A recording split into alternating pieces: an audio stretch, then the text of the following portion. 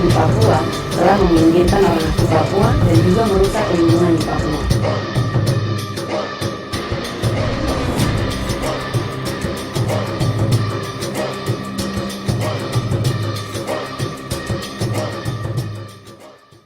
Halo, nama saya Natalia, saya dari Papua.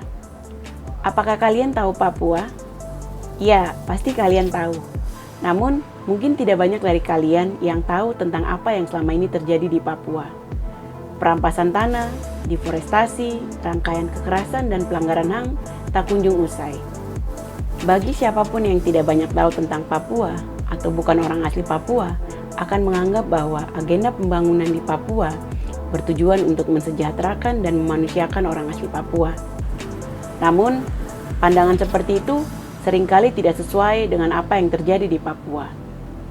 Masalah rancangan Undang-Undang DOB atau Daerah Otonomi Baru yang baru saja disahkan oleh DPR pada tanggal 30 Juni 2022 lalu misalnya, adalah bentuk vulgar dari kesewenang-wenangan dan pemaksaan pemerintah pusat dan DPR terhadap orang asli Papua.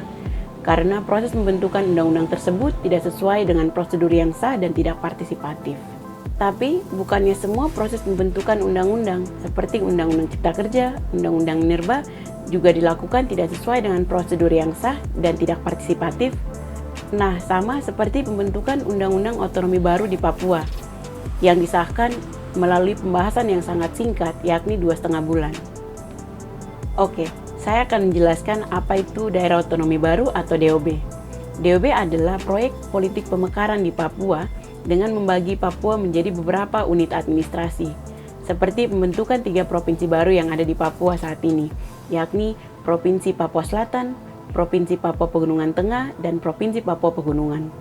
DOB sendiri merupakan buah dari revisi Undang-Undang Otonomi Khusus yang baru dengan niat percepatan pembangunan. Kami curiga bahwa politik pemekaran wilayah yang selama ini terus-menerus digencarkan melalui DOB tidak memiliki kepentingan lain selain mendukung kepentingan pemilik modal dengan cara memperlancar investasi di tanah Papua. Seperti yang kita tahu, di Kabupaten Intan Jaya disinyalir memiliki sumber daya alam yang melimpah sehingga berpotensi dieksploitasi oleh para pemodal. Masalahnya, sejauh ini beragam investasi di Papua telah meminggirkan orang asli Papua dan juga merusak lingkungan di Papua. Dalam konteks ini, sebagai orang asli Papua, kami melihat revisi Undang-Undang Otsus yang baru dan Undang-Undang DOB merupakan tindakan kekuasaan yang abusif dan mengabaikan partisipasi orang asli Papua.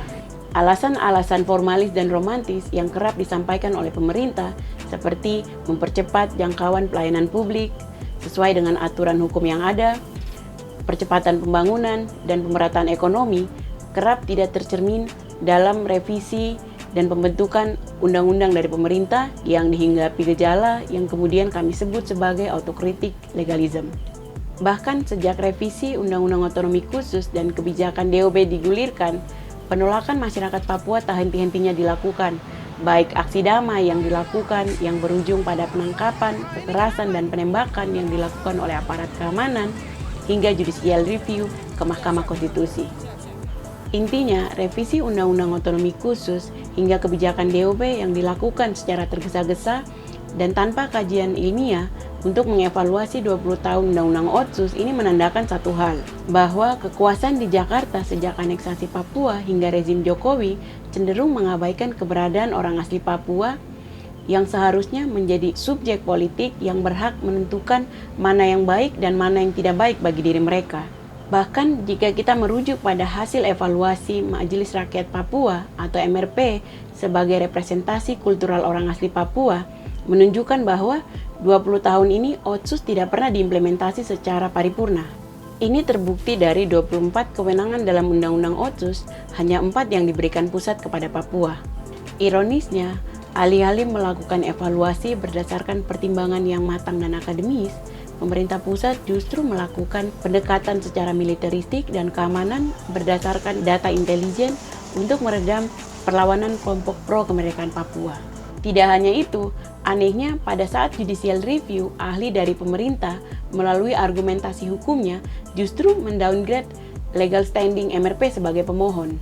bahwa MRP bukan badan hukum publik dan bukan pula kesatuan masyarakat hukum adat, sehingga MRP tidak bisa mengajukan permohonan pengajuan undang-undang. Walau perdebatan dan proses judicial review di MK belum selesai, pemerintah pusat tetap bergerak cepat untuk mengesahkan rancangan undang-undang DOB menjadi undang-undang, yang kemudian menjadi dasar hukum bagi pembentukan 3 provinsi baru di Papua. Sampai di sini sudah mulai paham kan?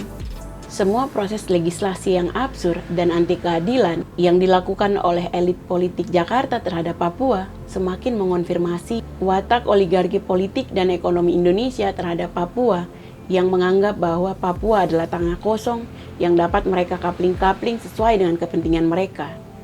Oh iya, kalian sudah dengar belum? Pendekatan keamanan yang selama ini dilakukan oleh elit Jakarta di Papua telah memakan banyak korban jiwa orang asli Papua. Nah, bagaimana nanti setelah DOB ini diberlakukan? Terus terang, saya sendiri belum berani membayangkannya.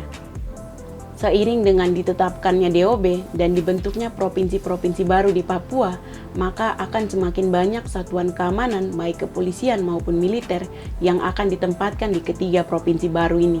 Belum lagi, efek langsung dari DOB adalah ekspansi industri ekstraktif di tanah Papua yang akan menjarah hutan masyarakat adat dan merusak sumber daya alam di Papua. Apalagi faktanya setelah diberlakukannya 20 tahun Undang-Undang Otonomi Khusus di Papua, pengakuan dan perlindungan hukum terhadap masyarakat adat nyaris tidak ada. Jadi, siapa sebenarnya yang diuntungkan oleh DOB ini? Rakyat, orang asli Papua, oligarki, atau elit Jakarta?